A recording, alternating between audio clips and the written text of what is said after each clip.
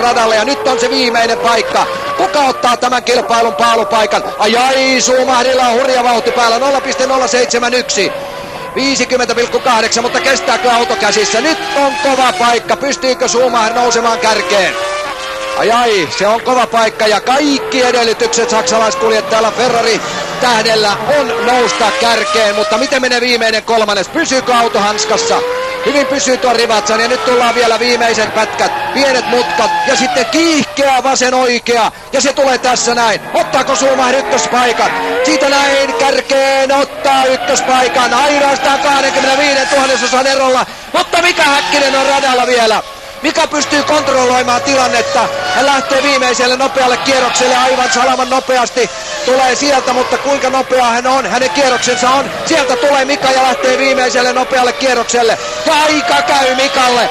Nyt on kaikki pelissä. 20 sekuntia enää ajoaikaa jäljellä. Mikan ajoitus on erinomaisen hyvä, mutta nyt pitää kaiken mennä nappiin.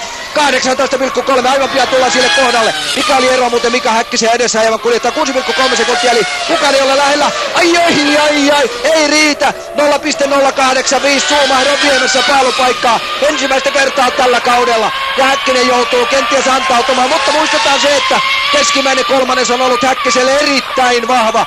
Erittäin vahva, nyt se nähdään. Vielä viimeiset mutkat, noustaan tuolta notkon pohjalta. Miljoonaa sieltä hirvittävällä poljennolla. Häkkinen pahtaa.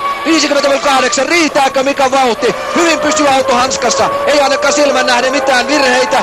Sieltä tullaan mäen päälle ja nyt se nähdään. Ei riitä. Mutta vain 800. Vielä kaikki on mahdollista. Mutta siinä meni ja kansa nousee jo täällä hurraamaan. Schumacher ottaa paalupaikan. Ei voi kyllä mitään. On se hirvittävän kovaa peliä. Schumacher tulee ja nappaa paalupaikan. Sivuluisussa Häkkinen vetää vielä tuo viimeisen Rivatsa-kurvan. Ja nyt sitten tullaan lähtösuoraan kohden hirvittävällä nopeudella. Ja kansa huutaa täällä jo hurmiossa. Schumacher on ottanut paalupaikan. Ferrari saa juhlia, mutta Häkkinen korjaa potin huomenna. Näin me uskomme. Sieltä tullaan. Hei! Mika! Loistava! Mika teki sen Ferrari kotiradalla. Oi, mieletön tilanne, uskomaton tilanne. 24. paalupaikka Mikan historiassa. Ja katsokaa vielä kuinka auto menee hirvittävästi vielä yli ja me olimme myyneet kaikki nahkamme.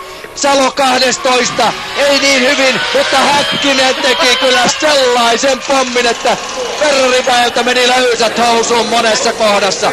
Se on ihan selvää. Oi, mieletön ja 91 000. Mahtava ero. Se oli hirvittävä spurtti, mitä hän teki tuon viimeisen kolmanneksen aikana. Hän oli lähes 1/10, hän oli jäljessä. 2 osaa oli ajettu. Ja sieltä hän löytää sillä suomalaisella sisulla Mika tulee ja tekee tähdet ja kuut meille kaikille käden ulottuville. Tuo ne siihen. Ai, olipa loistava hetki. Kovempaa ei tämän alan pääsuomallekin tulla, se on pakko. Aivan varmasti. Ja siinä näkyy sitten riehakasta riemua.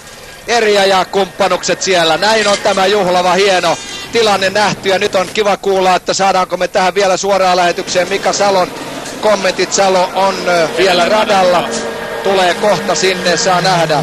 Menee jonkin aikaa, siellä Schumacherilla on selittelyä. Hohoja. Olipa tiukka paikka kerta kaikkiaan. Schumacherilla on nyt kovat paikat, kun hän ei usko sitä, mitä hän katsoo monitorista. Häkkinen teki mahdottomasta mahdollisen.